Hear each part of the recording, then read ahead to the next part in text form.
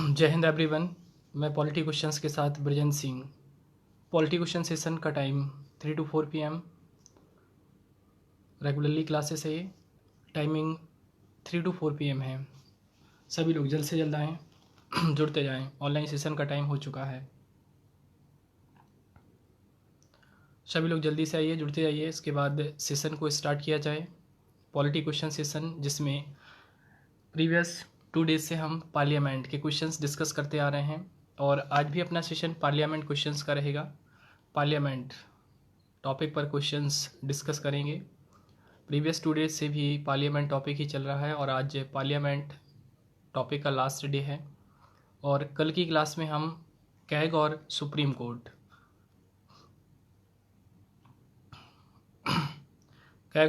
Court से related questions discuss करेंगे। सभी लोग जल्दी से जुड़ते जाएं। जो भी ऑनलाइन आ चुके हैं थम्स अप कर दीजिए सभी लोग। जी विवेक साहू जी आ चुके हैं। जय हिंद बेटा। विवेक साहू जी जय हिंद। और भी बाकी लोग जो भी आ चुके हैं सभी लोग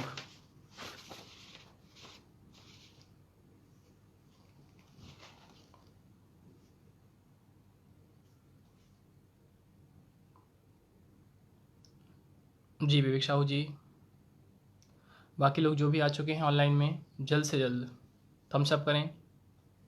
सेशन को स्टार्ट किया जाए। सेशन स्टार्ट करने का टाइम हो चुका है। जी यशवंत सागर जी जय हिंद।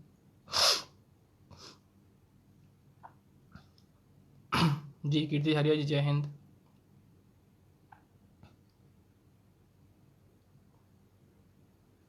देखिए टाइमिंग बिल्कुल फिक्स रहती है। 3 to 4 PM क्लास है तो 3 बजे क्लास लगभग स्टार्ट हो जाती है। तो मोस्ट प्रोबेबली सभी लोग 3:04-5 तक बिल्कुल सेशन को अटेंड ही कर लें। आकर के सेशन स्टार्ट हो जाता है। जी श्वेता तिवारी जी गुड आफ्टरनून।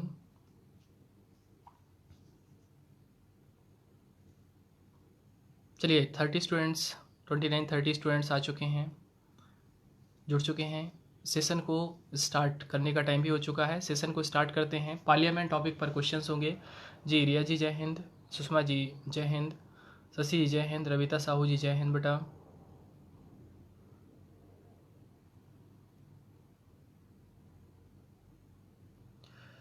चलिए आज के सेशन का पहला क्वेश्चंस आपके सामने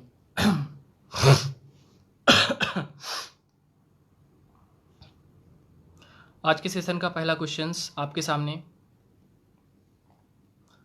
जी अतुल दुबे जी खुश रहें बेटा। चलिए आज के सेशन का पहला क्वेश्चन आपके सामने। पीएम पद के लिए, प्रधानमंत्री प्राइम मिनिस्टर पद के लिए कम से कम आवश्यक आयु है। The minimum required age for the post of prime minister is. प्रधानमंत्री पद के लिए कम से कम आवश्यक आयु है। ऑप्शन है 25 वर्ष, 30 वर्ष, 35 वर्ष, 40 वर्ष।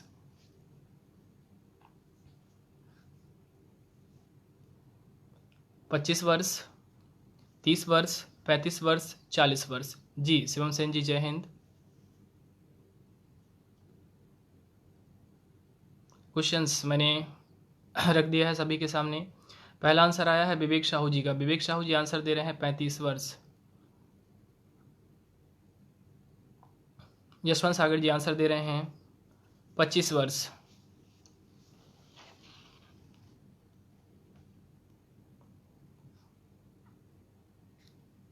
बाकी लोगों के आंसर्स नहीं आ रहे हैं। मेरी वॉइस सभी तक पहुंच रही है।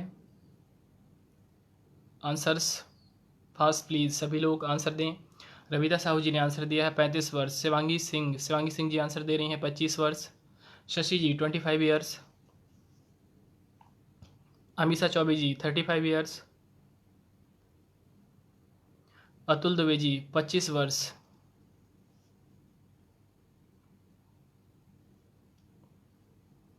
रोहित कुमार जी 25 वर्ष। श्वेता जी 25 वर्ष। सजल सिंह जी 25 ईयर्स। शेखावत जी 35 ईयर्स बोल रहे हैं।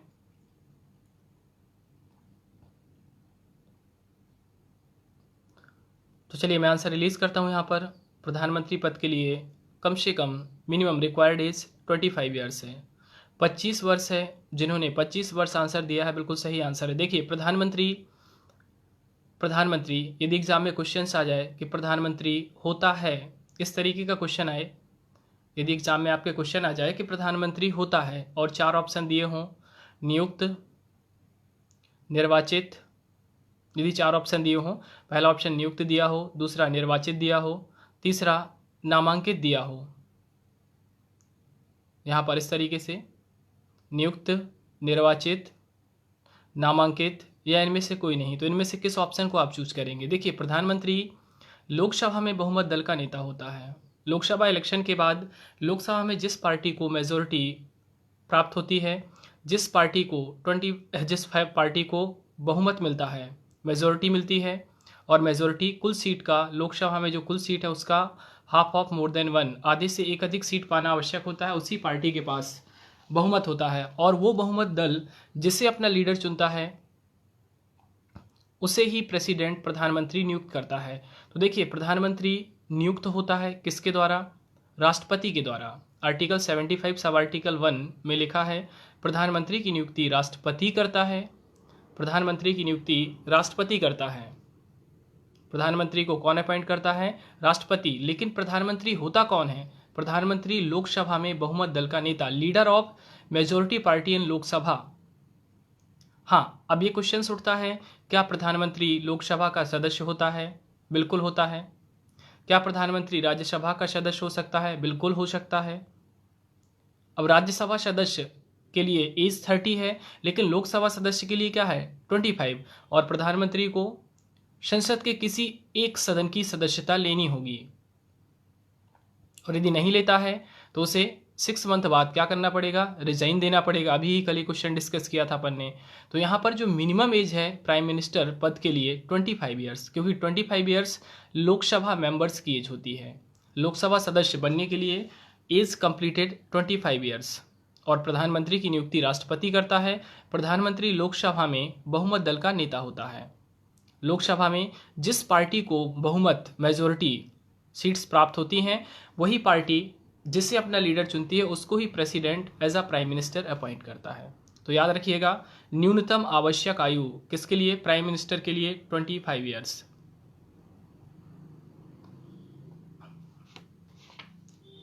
अगला क्वेश्चन आपके सामने,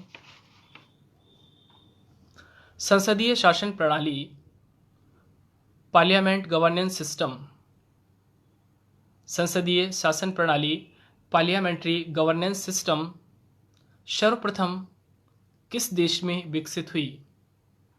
the parliamentary governance system was first introduced in which country.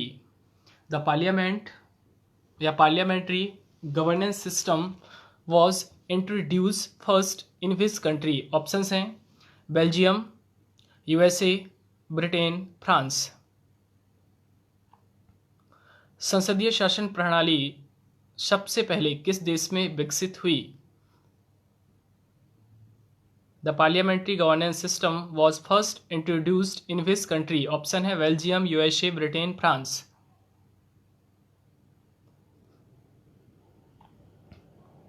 Answers fast please. Parliamentary governance system was first introduced in which country, Belgium, USA, Britain, France. 4 options हैं। आंसर्स नहीं आ रहे हैं आप लोगों के।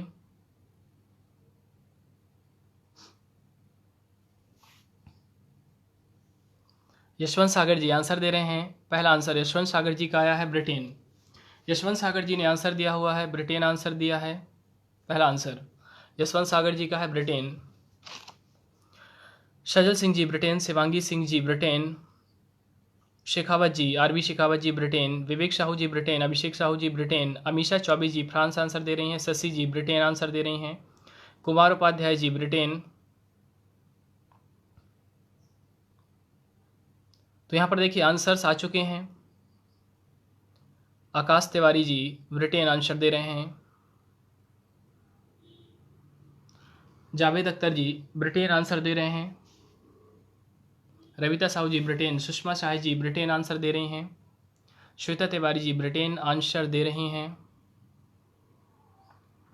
तो चलिए मैं आंसर रिलीज करता हूं, ब्रिटेन इज करेक्ट आंसर। देखिए हमारे यहाँ का संसदात्मक शासन ये ब्रिटिश मॉडल पर ही बेस्ड है, और वर्ल्ड में सबसे पहले संसदीय प्रणाली, विश्व में सबसे पहले जो संसदीय प्रणाली डेवलप हुई वो ब्रिटेन में डेवलप हुई। हमारे यहाँ पर ब्रिटिश ने रूल किया सेवरल्स ऑफ ईयर्स तक, कई वर्षों तक ब्रिटिश ने हमारे यहाँ शासन किया, और आफ्टर फ्रीडम आज़ादी के बाद हमने उसी सिस्टम को फॉलो किया जो कि ब्रिटेन में है। दैट मीन्स ब्रिटेन में संसद का शासन, और हमने भी संसदीय शासन प्रणाली को अपनाया, और ये संसदीय शासन प्रणाली हमने ब्रिटेन से ली, और सबसे पहले संसदीय शासन प्रणाली ब्रिटेन में ही विकसित हुई। ठीक है, तो जिन्होंने ब्रिटेन आंसर दिया है जी जावेद अख्तर जी ब्रिटेन सही आंसर है आपका। जिन्होंने भी ब्रिटेन आंसर दिया है गंगा जी बिल्कुल सही आंसर है आपका, ब्रिटेन इज करेक्ट आंसर। चलिए अगला क्वेश्चन, राज्यसभा के प्रथम सभापति थे। First ex officio chairman of Rajya Sabha was. Rajya Sabha के प्रथम सभापति थे। Option Sarvepalli Radhakrishnan, doctor Rajendra Prasad, John Mathai, केसी नियोगी। सर्वपल्ली राधाकृष्णन, डॉक्टर राजेंद्र प्रसाद, जॉन मथाई, केसी नियोगी। राज्यसभा के प्रथम सभापति थे Sarvepalli Radhakrishnan, Rajendra Prasad, John Mathai, KC Niyogi. Ji Pratima Sahu ji Jai Hind. Answer fast please, answer सभी को देना है जो भी लाइव सेशन को अटेंड कर रहे हैं। 39 स्टूडेंट अटेंड कर रहे हैं, बट आंसर्स कुछ ही लोगों के आ रहे हैं। देखिए सही हो या गलत हो, नो इशू, कोई इशू नहीं है, आंसर्स आपको देना है। प्रतिमा साहू जी का पहला आंसर आया है जॉन मथाई, राज्यसभा के प्रथम सभापति। प्रतिमा जी ने आंसर दिया हुआ है जॉन मथाई।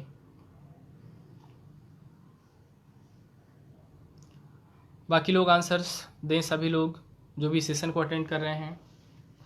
आरबी शेखावत जी ने आंसर दिया है सर्वपल्ली राधाकृष्णन। सुषमा जी आंसर दे रही हैं सर्वपल्ली राधाकृष्णन। अमीषा चौबे जी सर्वपल्ली राधाकृष्णन ये आंसर दे रही हैं। कीर्ति जी ये आंसर। जावेद अख्तर जी सर्वपल्ली राधाकृष्णन। आकाश तिवारी जी जॉन मथाई। कुमार उपाध्याय जी ए। यशवंत सागर जी ये आंसर दे रहे हैं। विवेक साहू जी ये आंसर दे रहे हैं। शशि जी ये आंसर दे रही हैं। प्रतिमा जी ये आंसर दे रही हैं। Akash Tiwari ji John Mathai. Amisha Choubey ji A. Sajal Singh ji A. Shivangi Singh ji B answer दे रही हैं। Shivangi Singh ji B answer. Rajendra Prasad answer दे रही हैं। भगवान दास बी आंसर दे रहे हैं। शिवम सेन ए आंसर दे रहे हैं। Ravita Sahu ji A. Shweta ji A answer दे रही हैं। तो चलिए मैं आंसर रिलीज करता हूँ, डॉक्टर सर्वपल्ली राधाकृष्णन बिल्कुल करेक्ट आंसर है। देखिए राज्यसभा का सभापति कौन होता है, सभी को मालूम होगा। राज्यसभा का सभापति भारत का उपराष्ट्रपति होता है। राज्यसभा का सभापति भारत का उपराष्ट्रपति होता है। अभी आपको वाइस प्रेसिडेंट उपराष्ट्रपति से रिलेटेड क्वेश्चंस कराए थे, और वहाँ पर चिल्ला चिल्ला के बताया था कि राज्यसभा का सभापति भारत का उपराष्ट्रपति होता है। अपन ने बात की है कि पहले सभापति राज्यसभा के कौन थे, तो सिंपल सी बात है, जो भारत के पहले उपराष्ट्रपति होंगे वही भारत के क्या होंगे, पहले भारत की राज्यसभा के पहले क्या होंगे, सभापति होंगे। सिंपल है वो तो भारत के पहले उपराष्ट्रपति कौन थे, डॉक्टर सर्वपल्ली राधाकृष्णन 1952 में बने, और 1952 में ही राज्यसभा का गठन हुआ। तो राज्यसभा के प्रथम चेयरमैन कौन बने, डॉक्टर सर्वपल्ली राधाकृष्णन बने। सिंपल आंसर है बिल्कुल। जी अंशनामी जी गंगा जी बिल्कुल सही आंसर है। तो जिन्होंने ए आंसर दिया है बिल्कुल सही आंसर। राज्यसभा के प्रथम सभापति डॉक्टर सर्वपल्ली राधाकृष्णन थे, ये चीज़ अपने माइंड में रखिए। राज्यसभा का सभापति भारत का उपराष्ट्रपति होता है। 1952 में फर्स्ट टाइम जब राज्यसभा का गठन हुआ तो उसके first chairman ex officio chairman Bharat के प्रथम उपराष्ट्रपति डॉक्टर राजेंद्र प्रसाद जी बने। चलिए अगला क्वेश्चन, 84वें संविधान संशोधन अधिनियम 2001, 84 कॉन्स्टिट्यूशन अमेंडमेंट एक्ट 2001 के तहत 84 कॉन्स्टिट्यूशन अमेंडमेंट एक्ट 2001 के तहत संसद और राज्य विधानसभाओं parliament and state legislative assemblies राज्य विधानसभाओं की सीटों के समायोजन पर रीबैलेंस ऑफ सीट्स पर कब तक के लिए रोक लगाई गई है? कब तक के लिए रोक लगाई गई है कि सीटों की संख्या में वृद्धि नहीं की जाएगी, ना ही लोकसभा, ना ही राज्यसभा और ना ही राज्यों की विधानसभा। ये डिसाइड हुआ था 84 अमेंडमेंट 2001 में, लेकिन ये कब तक के लिए लागू रहेगा कि कब तक सीट्स नहीं परिवर्तित की जाएंगी? ऑप्शंस हैं 2021, 2022, 2024, 2026, 2021, 2022, 2024, 2026। 84वें संविधान संशोधन अधिनियम 2001 के तहत लोकसभा, राज्यसभा एवं राज्यों की विधानसभाओं की सीट्स के समायोजन पर कब तक के लिए रोक लगाई गई है? पहला आंसर रचित चौबे जी ने दिया है 2026। यशवंत सागर जी आंसर दे रहे हैं 2026। विवेक साहू जी 2026। सुषमा जी 2022। शिवम सेन जी 2022, शिवम सेन जी ने आंसर नहीं दिया है। हर्षा जी 2026। प्रतिमा जी 2026। रविता साहू जी 2026। अतुल दुबे जी 2026। देवेंद्र देव पटवा जी 2026। अमीषा जी 2026। आकाश तिवारी जी 2026। रचित चौबे जी 2026। आरवी शेखावत जी 2026। शिवम सेन जी 2026। कीर्ति जी 2026। भगवान दास 2026।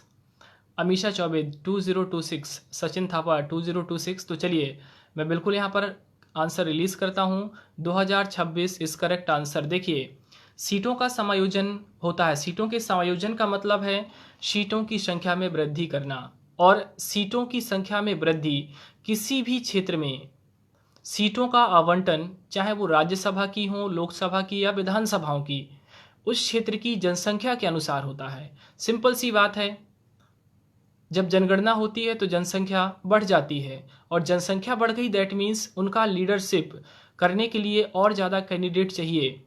तो यहाँ पर इस बाबत संविधान में संशोधन होता है, और साथ ही साथ परिसीमन आयोग, डेलीमिशन कमीशन बने हुए हैं, परिसीमन आयोग बने हैं।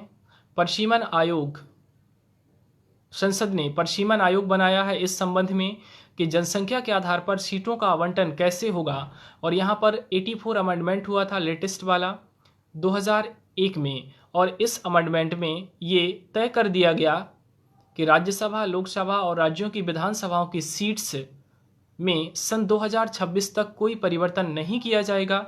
ये एग्ज़ाम का एक बहुत ही महत्वपूर्ण प्रश्न होता है, याद रखें।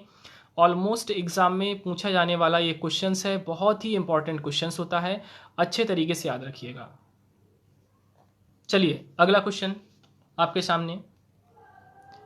किस अनुच्छेद के तहत, अंडर इन विच आर्टिकल, किस अनुच्छेद के तहत राष्ट्रपति लोकसभा में 2 आंग्ल भारतीय सदस्यों को नामांकित करता है?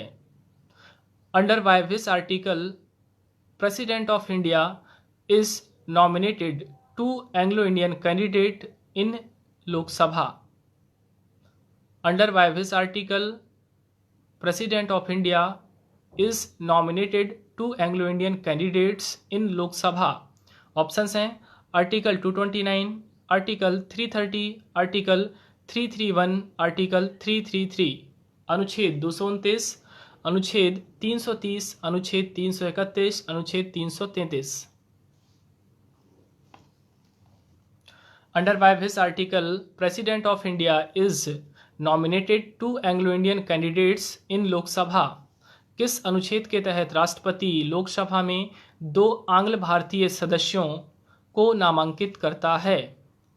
ऑप्शंस हैं अनुच्छेद 229, 330, 331, 333। पहला आंसर, फर्स्ट आंसर आया है अतुल दुबे जी का। अतुल दुबे जी आंसर दे रहे हैं 331। दूसरा आंसर सजल सिंह जी का 331। यशवंत सागर जी 331, हर्षा नेमा जी 331, विवेक साहू जी 331, विनय मेहतानी जी, विनय सर जी, विनय मेहतानी सर जी 331 आंसर दे रहे हैं। रचित चौबे जी 331, रविता जी 331, देवेंद्र जी, अमीषा जी, आकाश जी 331, प्रतिमा जी, शाहीन जी 331, कुमार उपाध्याय जी 331, गंगा जी 331, सुषमा जी 331, शशि जी 331। तो चलिए मैं यहाँ पर आंसर रिलीज करता हूँ। Article 331 is correct answer. जी कीर्ति जी, श्वेता जी, शशि जी बिल्कुल सही आंसर। आर्टिकल 331 अनुच्छेद 331 के तहत राष्ट्रपति president of India is nominated to Anglo Indian candidates in Lok Sabha. Amendment होने वाला नहीं है, हो चुका है, ऑलमोस्ट हो ही चुका है, ऑलमोस्ट हो ही चुका है। नेट में डालकर सर्च करके उसको पढ़िएगा।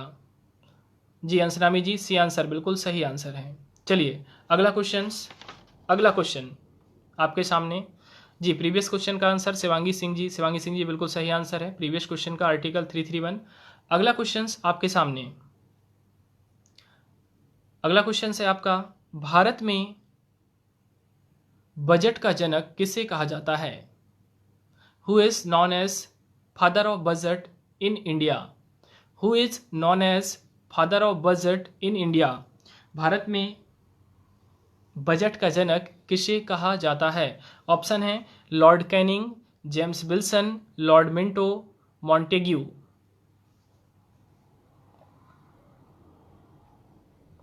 Lord Canning, James Wilson, Lord Minto, Montagu.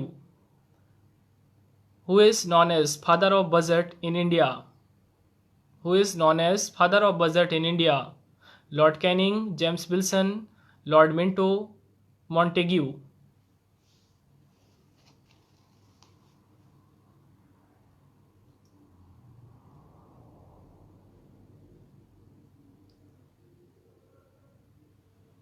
Answers नहीं आ रहे आप लोगों के।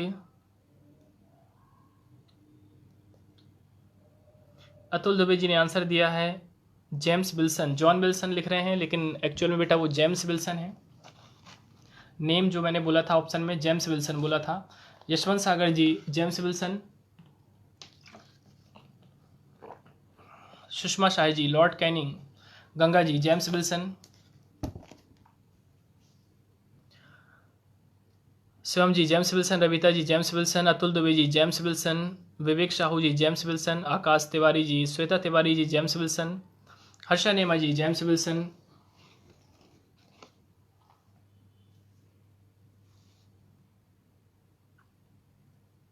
सचिन थापा जी, रचित जी, साहू प्रतिमा जी जेम्स विल्सन आंसर दे रहे हैं सभी लोग।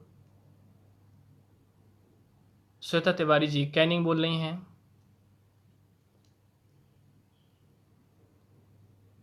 चलिए मैं आंसर रिलीज करता हूं। James Wilson is correct answer. James Wilson is correct answer. James Wilson ji, Shashi ji James Wilson is correct answer.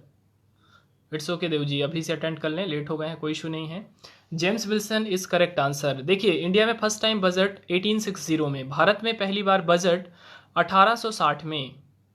First time budget in India was represented by James Wilson in 1860 at the time of Lord Canning. Lord Canning at that time is Viceroy of India. Viceroy Lord Canning के time पर भारत में पहली बार budget 1860 में James Wilson के द्वारा प्रस्तुत किया गया था। जेम्स विल्सन के द्वारा प्रस्तुत किया गया था 1860 में at the time of Lord Canning. Lord Canning is viceroy at that time. Lord Canning was viceroy at that time. उस समय लॉर्ड कैनिंग भारत के वायसराय थे। लॉर्ड कैनिंग के टाइम पर 1860 में फर्स्ट टाइम बजट इंडिया में जेम्स विल्सन के द्वारा रिप्रेजेंट किया गया था। That's reason why we known him as a father of budget in India. यही कारण है कि हम उन्हें भारत में बजट के जनक के रूप में जानते हैं। तो भारत में बजट का जनक जेम्स विल्सन है, याद रखें। जिन्होंने भी जेम्स विल्सन आंसर दिया है बिल्कुल सभी का करेक्ट आंसर, बिल्कुल सही आंसर है। जी जावेद अख्तर जी, जेम्स विल्सन, सही आंसर आपका। अगला क्वेश्चन है आपका, लोकसभा में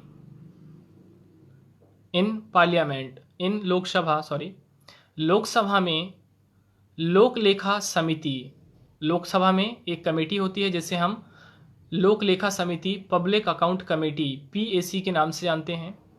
लोकसभा में लोक लेखा समिति के अध्यक्ष की नियुक्ति कौन करता है? Who is appointed the chairman of public account committee in Lok Sabha?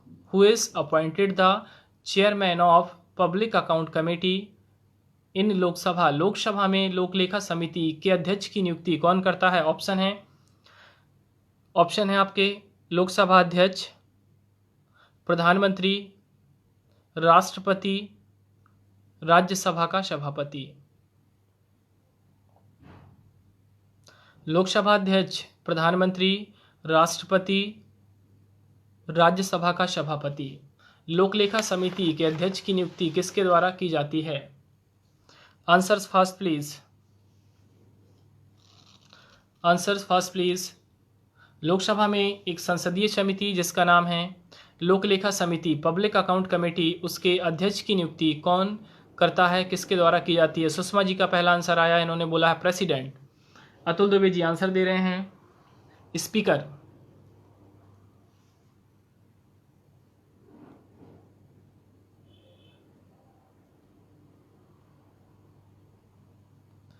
Atul Dubey ji answer दे रहे हैं स्पीकर। बाकी लोगों के आंसर्स नहीं आ रहे हैं। 34 स्टूडेंट ऑनलाइन हैं, आंसर सभी को देना है। विनय मेहतानी जी आंसर दे रहे हैं, विनय सर जी आंसर दे रहे हैं प्रेसिडेंट ऑफ इंडिया आंसर दे रहे हैं विनय जी। शाहीन जी आंसर दे रही हैं स्पीकर। रविता जी स्पीकर। सजल सिंह जी नो आइडिया बोल रहे हैं। ओके बेटा वेट करें, मैं आंसर रिलीज करूंगा। हर्षा जी आंसर दे रही हैं प्रेसिडेंट।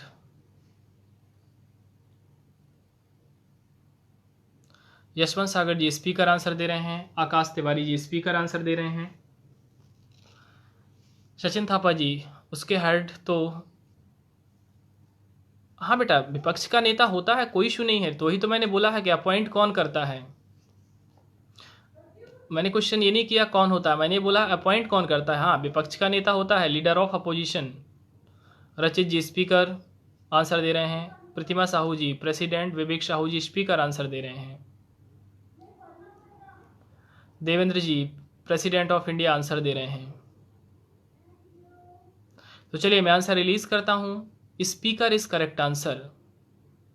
स्पीकर, देखिए संसद में कोई भी समितियां बने, याद रखना संसद में कोई भी कमेटी बनेगी उसके चेयरमैन को स्पीकर द्वारा ही अपॉइंट किया जाता है।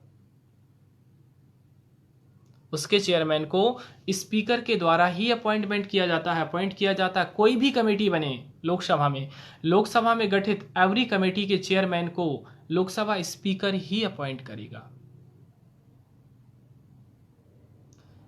लोकलेखा समिति के अध्यक्ष को लोकसभा अध्यक्ष होता है और यह अध्यक्ष लोकसभा में विपक्ष का नेता। यह क्लियर है कि विपक्ष का नेता होगा, लेकिन उसे नियुक्त कौन करेगा? लोकसभा स्पीकर करेगा। ठीक है, तो याद रखिए लोकलेखा समिति के अध्यक्ष को लोकलेखा समिति के अध्यक्ष को लोकसभा अध्यक्ष द्वारा नियुक्त किया जाता है। यहां पर स्पीकर इज करेक्ट आंसर। और होता कौन है? लोकलेखा समिति का अध्यक्ष लोकसभा में विपक्ष का नेता होता है, लीडर ऑफ अपोजिशन। जी अधीर रंजन चौधरी जी, बिल्कुल अधीर रंजन चौधरी जी हैं, अभी बिल्कुल सही बोल रहे हैं। अधीर रंजन चौधरी जी हैं, सही बोल रहे हैं बिल्कुल। अगला क्वेश्चन, नेट की प्रॉब्लम सॉल्व करें देव जी। अब इसके लिए तो वो आपके यहाँ ही नेटवर्क इशू होगा, यहाँ से तो मेरे यहाँ से तो सारे क्वेश्चन आ रहे हैं, आंसर भी आ रहे हैं। जी शिवानी उपाध्याय जी जय हिंद। अगला क्वेश्चन आपके सामने, संसद सदस्यों की सदस्यता समाप्त हो सकती है। The membership of MPs can be abolished, समाप्त हो सकती है यदि वे बिना बताए, यदि वे कितने दिन, हाउ मैनी डेज, कितने दिन बिना बताए संसद से अनुपस्थित रहते हैं।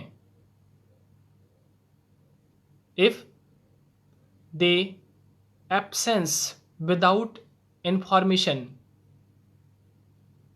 हाउ मैनी डेज, कितने दिन, यदि वो संसद से बिना बताए अनुपस्थित रहते हैं। ऑप्शंस हैं 90 days, 60 days, 120 days, 150 days. 90 days, 60 days, 120 days, 150 days.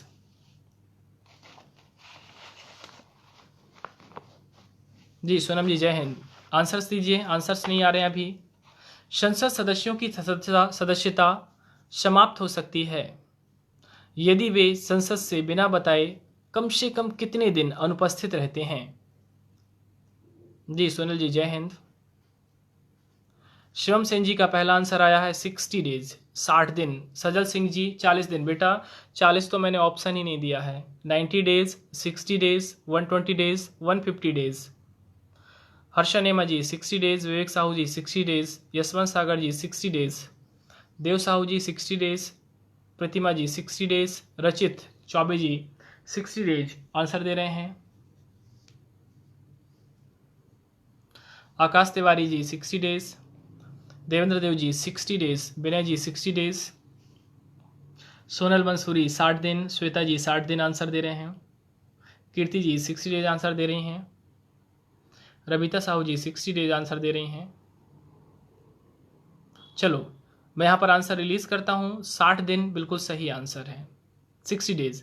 यदि कोई भी मेंबर ऑफ पार्लियामेंट संसद से बिना बताए 60 दिन अनुपस्थित रहता है, 60 डेज नहीं सुषमा जी, 90 नहीं है, 60 है, 60 दिन अनुपस्थित रहता है तो उसकी सदस्यता समाप्त हो सकती है। जी गंगा जी बिल्कुल सही आंसर, 60 दिन। जी शशि जी 60 दिन, 60 डेज। ये देखिए बहुत ही इंपॉर्टेंट क्वेश्चंस हैं। मैं 3 दिन से पार्लियामेंट के टॉपिक पर ही क्वेश्चंस आपको करा रहा हूँ। वाई द रीज़न, उसका रीज़न ये है कि ये बहुत ही इंपॉर्टेंट क्वेश्चंस हैं जो ऑलमोस्ट एग्जाम्स में पूछे गए हैं। नहीं तो मैं एक दिन में ही कराता, क्वेश्चंस 8-10 करा देता, लेकिन नहीं, क्योंकि टॉपिक थोड़ा लेंदी भी है, बड़ा भी है और बहुत से क्वेश्चन आते हैं। और साथ ही साथ पार्लियामेंट, प्राइम मिनिस्टर से रिलेटेड क्वेश्चंस मैंने ग्रुप में भी पोस्ट किए हुए हैं क्विज के रूप में। ये सारी क्विज आपको सॉल्व करनी है। मैं आज रात को 8 बजे ये 5 क्विज जो आज की डली हुई है मैं इनके आंसर्स पोस्ट करूँगा। मैच करना है, मैच करने के बाद अपने मार्क्स भी आपको नीचे कमेंट्स में लिखने हैं, नाम के सामने मार्क्स, ठीक है। अचीव्ड और जो आपका था टोटल, जो आपने अचीव किया और जो टोटल था पूरा लिखना है। और मैंने बोला भी है I will be awarded after lockdown who is the topper, position first second third, जो पहली दूसरी थर्ड और तीसरी पोजीशन पर होंगे, मैं पूरा एनालिसिस करने के बाद उनको अवॉर्डेड भी करूँगा। तो ऑलमोस्ट सभी को क्विज अटेंड करनी है, क्विज सभी को अटेंड करनी है। ये आपकी भलाई के लिए। देखिए क्वेश्चंस मैं पोस्ट करता हूँ, आई नो, ठीक है, मुझे सारे क्वेश्चंस वो बनते हैं, मेरे काम की कोई चीज़ तो है नहीं है, ठीक है। मैं ग्रुप में हूँ, सभी लोग मुझे जानते हैं। अतुल जी क्वेश्चन दिया हुआ है, जो ग्रुप है गौतम IAS एकेडमी का, कल लिंक भी सेंड की थी। सारा वीडियो देखते हो आप तो शायद सुना भी होगा, लिंक सेंड करवाई हुई थी मैंने। उस लिंक के थ्रू ज्वाइन कर सकते हैं यदि आप ज्वाइन नहीं हैं, या मुझे रिक्वेस्ट कर सकते हैं FB में, मैं इनवाइट कर दूंगा, ठीक है। तो बिल्कुल आप अटेंड करनी है क्विज आपको, तो आप गौतम IAS एकेडमी के ग्रुप को ज्वाइन करें। और ये लिंक जो ज्वाइंड हैं, मेरी आवाज़ यदि पहुंच रही है, जो स्टूडेंट्स अभी सेशन अटेंड कर रहे हैं और जो ज्वाइंड हैं वो ग्रुप की लिंक सेंड कर दें, ग्रुप की लिंक सेंड कर दें। श्वेता जी आप ग्रुप में ज्वाइन हैं, ग्रुप में आप ज्वाइन हैं तो ही आपको क्वेश्चंस मिलेंगे। और यदि आप ग्रुप में ज्वाइन नहीं हैं तो कल मैंने लिंक सेंड करवाई थी। और अभी मैं उन स्टूडेंट्स से बोलना चाहूँगा कि जो ग्रुप में मेरे ज्वाइन हैं वो लिंक सेंड कर दें यहाँ पर, ग्रुप में जो ज्वाइन है लिंक सेंड कर दें। तो जो लोग ज्वाइन नहीं हैं, यदि ज्वाइन होना चाहते हैं तो उनका मोस्ट वेलकम है। देखिए आपके लिए ही है, मैं पर डे कम से कम 100 क्वेश्चन डालता हूँ उसमें, 100 क्वेश्चंस, और यदि आपने एक दिन में 100 क्वेश्चंस पढ़ लिए ना, ठीक है, you will be get selected. ये मेरा प्रॉमिस है आप लोगों से। ये सिर्फ आपकी भलाई के लिए क्लासेस चल रही है। यहाँ पर 40-50 स्टूडेंट्स रेगुलरली जो आते हैं, पढ़ते हैं, अच्छा लगता है कि चलो ठीक है, हमारे अंदर एक चीज़ है पढ़ने की, कि हम पढ़ना चाहते हैं।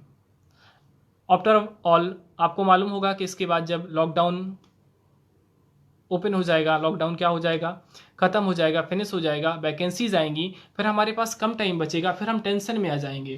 तो अभी हम पढ़ें कंटिन्यूअस, हमारे पास पूरे 20 घंटे हैं, 4-5 घंटे निकाल दो फ्री वर्क के लिए। जी कुमार उपाध्याय जी ने लिंक सेंड कर दी है, कुमार उपाध्याय जी ने लिंक सेंड कर दी है, लिंक आ चुकी है। श्रवण कुमार जी, कुमार उपाध्याय जी ने लिंक सेंड की हुई है, इस लिंक को ज्वाइन करें। सजल सिंह जी ने लिंक सेंड कर दी है, इस लिंक को ज्वाइन करें। सजल सिंह जी ने लिंक सेंड कर दी है, जिसको जिसको भी ज्वाइन करना हो बिल्कुल मोस्ट वेलकम है, ज्वाइन करें। क्विज सॉल्व करें डेली। आज मैंने टॉपिक विटामिन्स पर, टॉपिक फिजिक्स पर, टॉपिक हिंदी पर, टॉपिक इंग्लिश पर क्वेश्चंस अपलोड किए हुए हैं, और इनके आंसर मैं 8 बजे रात में पोस्ट करूंगा। सभी लोग, मैं सबसे कहना चाहूँगा, देखिए इसमें मेरा कोई फ़ायदा नहीं है, सिर्फ ये आप लोगों के लिए है, सिर्फ आप लोगों के लिए है। इसलिए बिल्कुल ऑनेस्टली पढ़ो। 30 तारीख तक अभी है अपने पास टाइम, 18 डेज है। 18 डेज में हम 1800 क्वेश्चंस पालेंगे, यहाँ पर भी वहाँ से मिला करके हमारे पास इंपॉर्टेंट क्वेश्चंस आ जाएंगे। ठीक है, चलिए अगला क्वेश्चंस आगे की ओर बढ़ते हैं। तो याद रखें, संसद सदस्यों की सदस्यता समाप्त हो सकती है यदि वे संसद से बिना बताए 60 डेज अनुपस्थित रहते हैं। चलिए अगला क्वेश्चन है,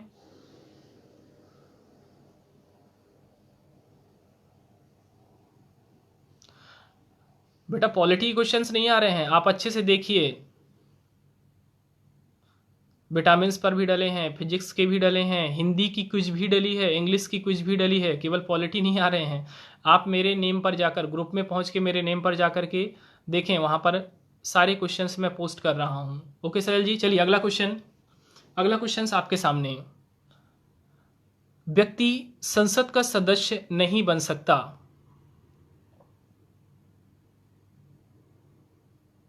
विवेक सर जी की जो क्लास रहती है फिजिक्स की, तो वो बोलना चाह रहे हैं सभी स्टूडेंट्स को कि उनके मोबाइल की बैटरी पावर ख़त्म हो गया था, इसलिए उनकी क्लास बीच में ही ख़त्म हो गई थी, सेशन बीच में ख़त्म हो गया था। ठीक है, चलिए अगला क्वेश्चन आप लोगों के सामने, व्यक्ति संसद का सदस्य नहीं बन सकता, person can not be a member of parliament यदि इफ चुनाव में भ्रष्ट आचरण का दोषी हो।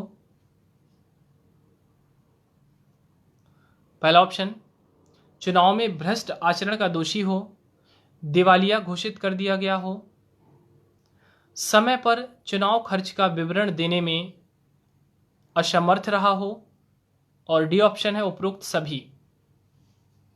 कोई व्यक्ति संसद का सदस्य नहीं बन सकता यदि, any member can not be a member of parliament if, first option, चुनाव में भ्रष्ट आचरण का दोषी हो, दिवालिया घोषित कर दिया गया हो, चुनाव खर्च का समय पर विवरण देने में असमर्थ रहा हो, और डी ऑप्शन उपरोक्त सभी। डी ऑप्शन उपरोक्त सही। रविता साहू जी का पहला आंसर आया है डी। विवेक साहू जी आंसर दे रहे हैं D. Yashwant Sagar ji D answer दे रहे हैं, शिवम सेन जी डी आंसर दे रहे हैं, रचित चौबे जी डी आंसर दे रहे हैं, ठाकुर मनीष परमार जी डी आंसर दे रहे हैं, Akash Tiwari ji D, Kumar Upadhyay ji D answer. बेटा जो आप लोग ये बोलते हो रस के नोट्स सर आपने पोस्ट नहीं किए, थोड़ा सा अच्छे से देखा करो, सारी चीज़ें देख लिया करो, देखने के बाद बोला करें। मैंने वहाँ पर सब कुछ पोस्ट किया हुआ है, आप लोगों की डिमांड जो रहती है मैं पूरी करता हूँ। आपने नोट्स मांगे, मैंने नोट्स पोस्ट किए हैं, आप देखो तो उसमें जाकर एक बार अच्छे तरीके से। ग्रुप में जाओ, मेरे नाम पे सर्च करो, आपको मेरे नाम से जितने भी पोस्ट हैं सब मिल जाएंगे। Swati Patel ji D answer, Sahin ji D answer दे रही हैं, श्रवण कुमार यादव जी, सर आपके यहाँ नेटवर्क इशू हो सकता है, श्रवण जी थोड़ा सा नेटवर्क इशू को ठीक कर लें। विवेक पांडे सर जी आंसर भी दे रहे हैं, डी आंसर, सर भी अटेंड कर रहे हैं session. Shashi ji D answer, Ganga ji D answer, Sonam ji D answer. तो चलिए आंसर रिलीज करता हूँ। All of above, that means D option is correct answer. D answer is correct answer ji. Shivangi Upadhyay, Shivangi Singh ji, Anshnami ji, D answer जो है आपका करेक्ट है। बिल्कुल सभी, कोई व्यक्ति संसद का सदस्य नहीं बन सकता यदि वह चुनाव में भ्रष्ट आचरण, करप्शन का दोषी हो, दिवालिया इंसॉल्वेंट डिक्लेयर कर दिया गया हो और ईसी द्वारा, इलेक्शन कमीशन द्वारा मांगे गए चुनाव का खर्च विवरण समय पर देने में असमर्थ रहा हो। विवेक सर की क्लास होती है बेटा आकाश जी 2 से 3। चलिए अगला क्वेश्चन, तो जिन्होंने डी आंसर दिया है सभी के सही आंसर, डी आंसर सभी के सही आंसर हैं। अगला क्वेश्चन है 16वीं लोकसभा। 16वीं लोकसभा का मतलब समझ रहे हैं ना, 16th।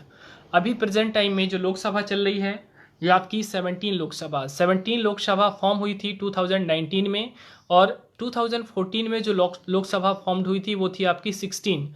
तो मैं 16 लोकसभा का क्वेश्चंस कर रहा हूँ, 16th का, 16वीं लोकसभा का। ठीक है, ध्यान देना, ये कंफ्यूजन में ना जाना कि सीधे यहाँ पर अभी प्रेजेंट में आ जाओ आप।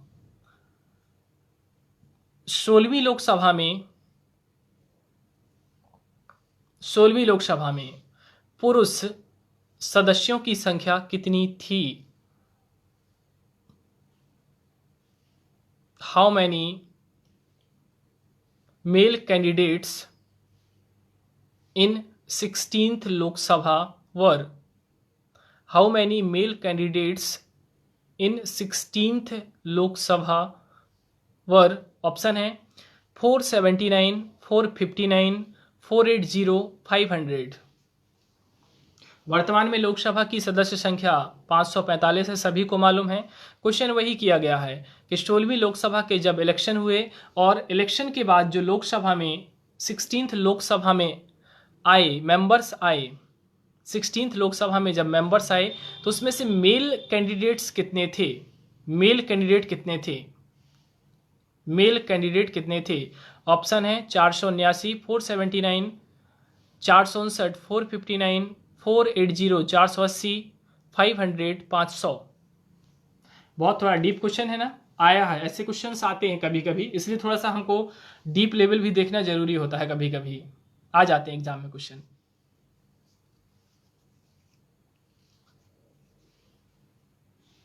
Answer fast please,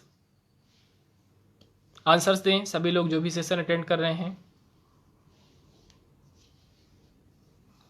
16th Lok Sabha में महिला सदस्य पुरुष सदस्यों की संख्या कितनी थी? 479, 459, 480, 500। परमार जी आंसर दे रहे हैं डी, यानी कि 500 आंसर दे रहे हैं। और भी जो भी अटेंड कर रहे हैं आंसर्स दें, आइडिया नहीं है तो बता दीजिए, मैं आंसर देता हूं। रविता साहू जी ने आंसर दिया है 489। बेटा 489 तो मैंने ऑप्शन में नहीं दिया है। हर्षा जी नो आइडिया, ओके वेट करें। शिवानी उपाध्याय जी 489 ऑप्शन नहीं दिया शिवानी जी, मैंने 479 बोला है, 479 बोला है, 89 नहीं बोला है। 79 और 89, 79 89 दोनों में डिफरेंस है, 79 यानी 79, मैंने ऑप्शन में 479 बोला है। No idea, no idea, no idea. चलिए मैं आंसर रिलीज कर दे रहा हूँ। 479 16th लोकसभा में मेल कैंडिडेट्स जो इलेक्ट होकर, निर्वाचित होकर आए थे, उनकी संख्या थी 479 और बाकी महिलाएं थीं 479। नो सुषमा जी 480 नहीं है बेटा, एक आप ज़्यादा आगे हो गए, नहीं तो आपका आंसर सही हो जाता। 479, ठीक है, बिल्कुल माइंड में रखें। और अभी प्रेजेंट में याद रखना, वो आपका काम है, सर्च कर लेना कि 17th लोकसभा में मेल कैंडिडेट्स और फीमेल कैंडिडेट्स एक मालूम कर लोगे तो नॉर्मल, फिर कोई दिक्कत नहीं है। कितने हैं? आई थिंक नहीं बेटा, मैंने आंसर दे दिया है 479 मेंबर्स। 16वीं लोकसभा में मेल कैंडिडेट्स, पुरुष सदस्यों की संख्या थी 479, 479। तो 479, 479 इज करेक्ट आंसर। 479 बिल्कुल सही आंसर है। जिन्होंने 479 दिया है, यदि किसी ने भी, तो देख लें उसे। चलिए अगला क्वेश्चन है, लोकसभा के पहले सत्र का आयोजन कब हुआ था? The first session of Lok Sabha was held on. Lok Sabha के प्रथम सत्र का आयोजन कब हुआ था? The first session of Lok Sabha was held on. Options हैं 17 अप्रैल 1952, 17 मई 1952, 13 मई 1952, 3 अप्रैल 1952। 17 अप्रैल 1952, 17 मई 1952, 13 मई 1952, 3 अप्रैल 1952। लोकसभा के पहले सत्र का आयोजन कब हुआ था? First session of Lok Sabha was held on. Answer fast please.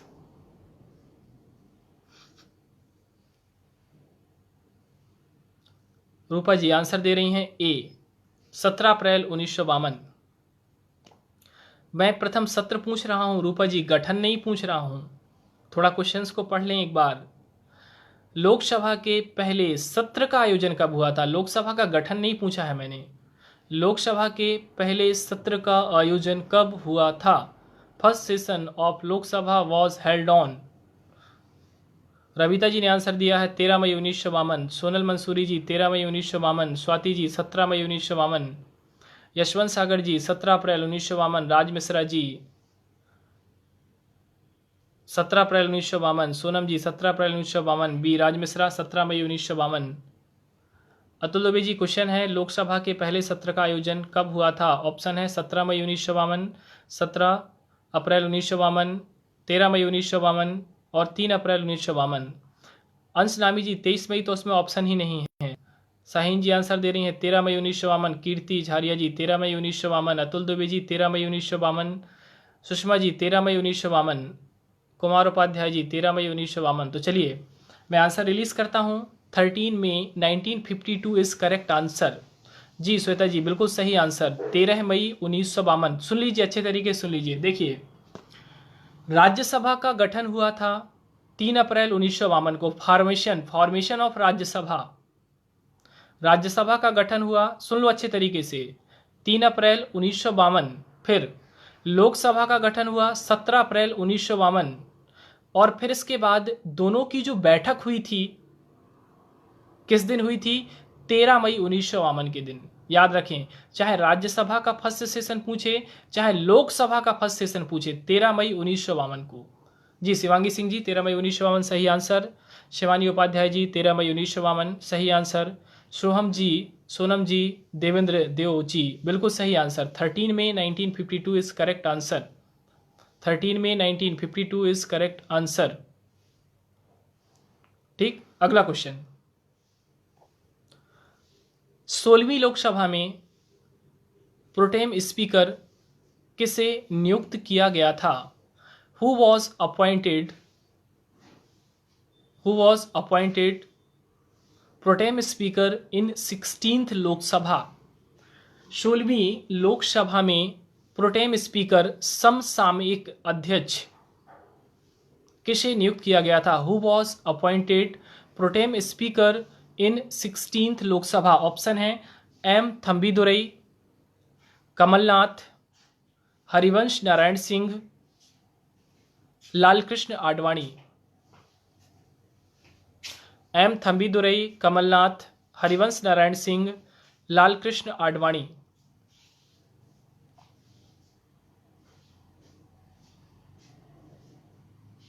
Answer fast please, answer fast please. 16वीं लोकसभा में प्रोटेम स्पीकर कौन थे? एम थम्बीदुरई, कमलनाथ, हरिवंश नारायण सिंह, आडवाणी। यशवंत सागर जी, अतुल दुबे जी आंसर दे रहे हैं कमलनाथ। सोनम जी थम्बीदुरई, आकाश जी कमलनाथ, गंगा जी कमलनाथ आंसर दे रही हैं। स्वाति पटेल जी कमलनाथ।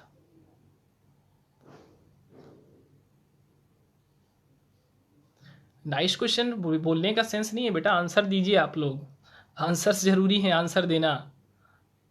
विवेक साहू जी कमलनाथ, शिवम जी कमलनाथ, नितिन नामदेव जी, लालकृष्ण आडवाणी, रूपा जी आडवाणी जी, प्रतिमा साहू कमलनाथ, राज मिश्रा कमलनाथ, शिवानी जी आंसर दे रही हैं थम्बी दुरई, मनीष परमार आंसर दे रहे हैं थम्बी दुरई, साहिन जी कमलनाथ, श्रवण जी कमलनाथ। तो चलिए मैं आंसर रिलीज करता हूं, Kamal Nath is correct answer, Kamal Nath. देखिए लोकसभा में 4 अधिकारी होते हैं, सुन लीजिए अच्छे से, कमेंट्स आंसर दे रहे हो दें या नहीं दे रहे हो, अभी ब्रेक ले लें थोड़ा सा। लोकसभा में 4 ऑफिसर होते हैं, 4 अधिकारी होते हैं। एक आपका होता है प्रोटेम स्पीकर, प्रोटेम जिसे हिंदी में समसामयिक अध्यक्ष कहते हैं। दूसरा होता है स्पीकर जिसे हम लोकसभा का अध्यक्ष कहते हैं। तीसरा होता है डेप्यूटी स्पीकर जिसे हम लोकसभा उपाध्यक्ष कहते हैं, लोकसभा उपाध्यक्ष कहते हैं। और चौथा होता है लोकसभा का महासचिव। जैसे ही लोकसभा इलेक्शन होते हैं और रिजल्ट आता है, उसके जस्ट बाद, तुरंत बाद राष्ट्रपति लोकसभा के सबसे सीनियर मेंबर को, वरिष्ठ मेंबर को प्रोटेम स्पीकर नियुक्त करता है। और उस प्रोटेम स्पीकर का काम होता है संसद के नए सदस्यों को शपथ दिलाना और लोकसभा के स्पीकर का चुनाव कराना। और जैसे ही लोकसभा का स्पीकर चुन लिया जाएगा, प्रोटेम स्पीकर का काम खत्म हो जाता है। बस प्रोटेम स्पीकर लोकसभा के गठन के तुरंत बाद राष्ट्रपति द्वारा नियुक्त होता है। इसके 2 काम होते हैं, लोकसभा के न्यू मेंबर्स को शपथ दिलाना और लोकसभा के अध्यक्ष का चुनाव कराना। और जैसे ही लोकसभा का अध्यक्ष चुन लिया गया, प्रोटेम स्पीकर का रोल एंड खत्म हो जाता है। 16वीं लोकसभा में कमलनाथ जी को प्रोटेम स्पीकर नियुक्त किया गया था। और शायद आपकी जानकारी के लिए मैं बता दूं, 17th लोकसभा यानी कि 2019 में लोकसभा चुनाव के बाद, मालूम होगा सभी को, वीरेंद्र कुमार खटीक, नाम सुना है, टीकमगढ़ से लोकसभा सांसद हैं। वीरेंद्र कुमार खटीक 17वीं लोकसभा के प्रोटेम स्पीकर थे। 17वीं लोकसभा के प्रोटेम स्पीकर से वीरेंद्र कुमार खटीक। ये क्वेश्चंस बहुत इंपॉर्टेंट रहेगा। 17वीं लोकसभा में प्रोटेम स्पीकर किससे नियुक्त किया गया था? वीरेंद्र कुमार खटीक को। और 16वीं में कौन बने थे? कमलनाथ बने थे, कमलनाथ को नियुक्त किया गया था। तो देखिए, ये आज पार्लियामेंट टॉपिक पर क्वेश्चंस डिस्कशन का 3rd सेशन है, ये 3रा दिन है।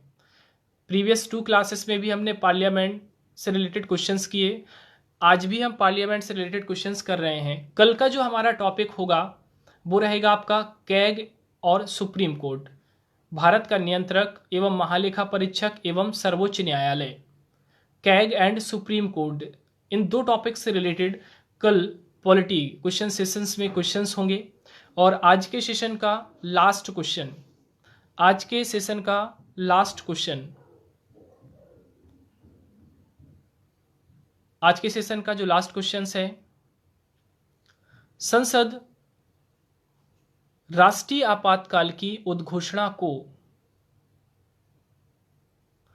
कितने माह के अंदर मंजूरी देती है?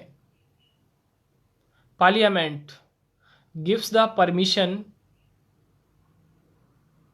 of proclamation of national emergency within how many days? संसद राष्ट्रीय आपातकाल की उद्घोषणा को कितने दिनों के अंदर मंजूरी देती है? ऑप्शन है 1 माह, 2 माह, 3 माह, 6 माह। 1 माह, 2 माह, 3 माह, 6 माह, 1 मंथ, 2 मंथ, 3 मंथ और 6 मंथ। देखिए, राष्ट्रीय आपातकाल की उद्घोषणा कौन करता है? राष्ट्रपति करता है और वो उद्घोषणा प्रवर्तित हो जाती है। लेकिन संसद उस उद्घोषणा को स्वीकृति देती है और वो टाइम फिक्स है कि यदि parliament with in Khalistan days उस उद्घोषणा को मंजूरी देती है तो वो उद्घोषणा कंटिन्यूअस क्या हो जाएगी? लागू हो जाएगी। और यदि पार्लियामेंट उस उद्घोषणा को मंजूरी नहीं देती है तो वो उद्घोषणा उतने दिन के अंदर समाप्त हो जाएगी। और वो ड्यूरेशन क्या होता है बेटा? 6 मंथ तो परमिशन मिलने के बाद लागू होता है, 6 माह तो परमिशन मिलने के बाद, संसद जब परमिट कर देती है तब 6 माह लागू होता है। सोनल जी ने ये आंसर दिया है 1 माह। बेटा 6 माह आप लोग गलत बोल रहे हो, क्वेश्चन आप समझ नहीं रहे हो। 6 माह जब संसद मंजूरी दे देती है तब वो 6 माह के लिए लागू होता है। मैं क्या बोल रहा हूं कि राष्ट्रपति ने जो उद्घोषणा की है राष्ट्रीय आपातकाल की, उस उद्घोषणा को संसद कितने दिन के अंदर अनुमति देगी? परमार जी ने आंसर ए दिया है 1 माह। हर्षा जी ने 1 माह आंसर दिया है। सुषमा शाही जी 3 मंथ आंसर दे रही हैं।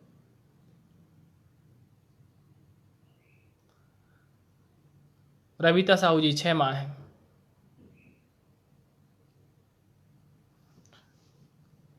शिवांगी सिंह जी 1 मंथ आंसर दे रही हैं। शिवांगी सिंह जी का आंसर 1 मंथ। सोनम जी 3 माह है। विवेक साहू जी 1 मंथ। रूपा जी 1 मंथ 1 मंथ आंसर दे रही हैं। कुमार उपाध्याय जी 1 मंथ। अक्षय जी 1 मंथ। यशवंत सागर जी 1 मंथ। शिवानी उपाध्याय जी 1 मंथ। सूर्यकांत जी 1 मंथ। चलिए तो मैं आंसर रिलीज करता हूं। 1 मंथ इज करेक्ट आंसर। देखिए राष्ट्रपति उद्घोषणा जारी करता है, लेकिन उस उद्घोषणा को संसद 1 माह के अंदर यदि पारित करती है सामान्य बहुमत से, तो वो उद्घोषणा फिर 6 माह के लिए लागू होगी। याद रखना, क्वेश्चन आता है एग्जाम में कि राष्ट्रपति द्वारा घोषित राष्ट्रीय आपातकाल कितने दिन प्रवर्तन में रहता है? 1 महीने। याद रखिएगा 1 मंथ। यदि 1 मंथ के अंदर पार्लियामेंट उस उद्घोषणा को पारित कर देती है तो फिर वो 6 माह के लिए प्रवर्तन में होगा। पार्लियामेंट से पहले 2 महीने होता था, लेकिन 44वां संविधान संशोधन 1978 में राष्ट्रीय आपातकाल के संसद द्वारा अनुमोदन की अवधि को 2 माह से 1 माह कर दिया गया था। तो कई लोग यदि कंफ्यूजन में हो कि हो सकता है 2 माह, नहीं 2 नहीं, 2 था, लेकिन 1978 से 1 माह कर दिया गया है। 1 माह के अंदर संसद उसको अनुमोदित करेगी। तो देखिए 3 डेज से हम पार्लियामेंट के क्वेश्चंस पर डिस्कशन कर रहे थे। क्वेश्चन सभी को कैसे लगे? ये आपका रिस्पांस मेरे लिए इंपॉर्टेंट होता है, और आपका रिस्पांस तो अच्छा रहता है, आंसर्स भी आप लोग देते हो, ठीक है। और रिस्पांस के रूप में मैं बिल्कुल सभी लोग से ही चाहूँगा कि ज़्यादा से ज़्यादा लोगों को जोड़ें। ग्रुप में भी अपने फ्रेंड्स को इन्वाइट करें, चाहे वो एकेडमिक हो या unacademic, no issue, I have no issue. Group में एकेडमिक या अन एकेडमिक कोई भी स्टूडेंट्स जुड़ सकते हैं, जोड़ें, और एक अच्छे बेटर प्लेटफॉर्म को लेकर के अपनी तैयारी को बिल्कुल अच्छा बनाएं और अपने सपनों को साकार करें। मेरा बस सबसे यही कहना है कि बी ऑनेस्टली स्टडी करें, पैशनेट रहें, ठीक है, be passionate and honestly study करें, बिल्कुल वी विल गेट सक्सेस, ठीक है। तो कल हम सुप्रीम कोर्ट और कैग के क्वेश्चंस के साथ इसी टाइम मिलेंगे। तब तक के लिए जय हिंद।